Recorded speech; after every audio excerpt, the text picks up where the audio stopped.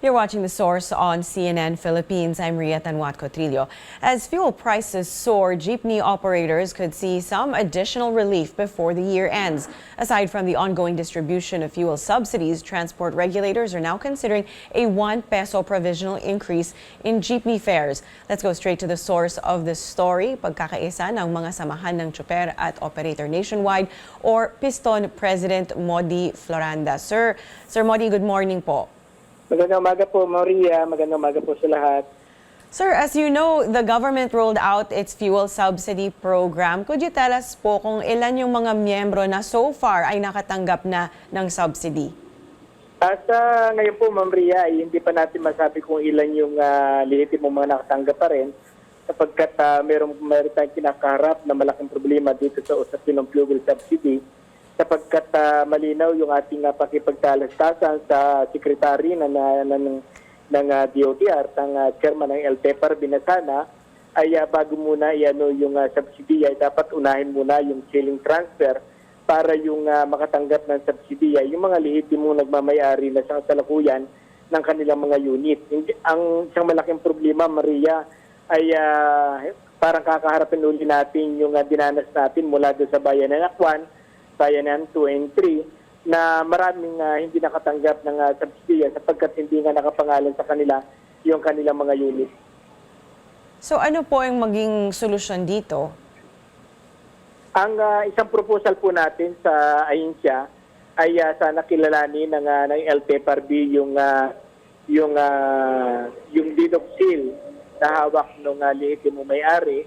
At yung deductil naman, ito naman ay pagpapakita ng pagbibigay ng authority ng dating may-ari sa kasalukuyang may-ari ng sasakyan. Kaya sabi natin, kung hindi man talaga maagap yung ceiling transfer, at least ay kilalanin po nila yung agreement ng dalawang panig.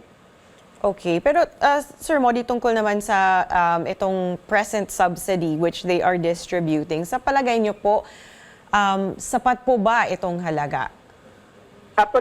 Pagtingin na po natin, Maria, ay halos sa 4 na 3 araw lamang magagamit ng ating sektor, yung 6,500.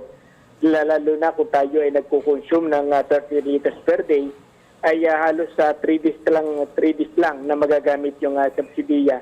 Kaya sinasabi nga po natin, bagamat ito ay sa biglang tingin ay makakatulong, pero kung talagang gustong tulungan ng gobyerno ang ating sektor at ang ating mga mamamayan, dapat yung pagbabawas o paghinto ng pagsingil ng mataas na buwis sa usapin ng produktong petrolyo para at least domino effect naman ito yung pagbaba ng mga bilihin. Hindi kaya katulad sa ngayon, bagamat sinasabi natin na yung 6,500 din makakatulong, pero hindi ito yung makakapagano doon sa usapin ng pagbulusok ng kabuhayan ng mga driver at operator.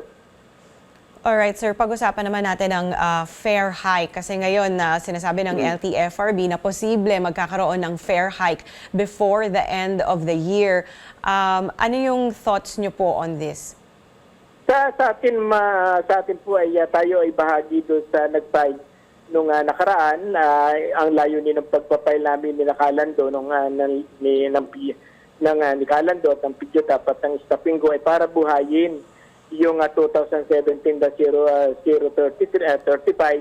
na kung saan ay kapag umabot po ng 45 pesos per liter, automatic na mayroong madadagdag na 50 centavos sa minimum ng ating napabasahe. Ito po yung ating pinay at yung ating namang ibang mga kaibigan na iba't ibang federation sa pangunguna po naman ng Pasang Masta ay nag-file sila ng 5 pesos, ano? At yung video dapat sa yung Stapingo ay nag-file din ng piso. Kaya sa atin ay batay doon sa ilang nakukuha natin, ito naman ay pagsasama-samahin ng LTFRB. At batay kagabi ay wala pang decision din ang LTFRB kung magkano pa talaga yung ibibigay doon sa request na dagdag. Bagamat sa atin ay sa tingin natin ay wala nang saysay sapagkat tuloy-tuloy na tumataas naman yung presyo ng petrolyo.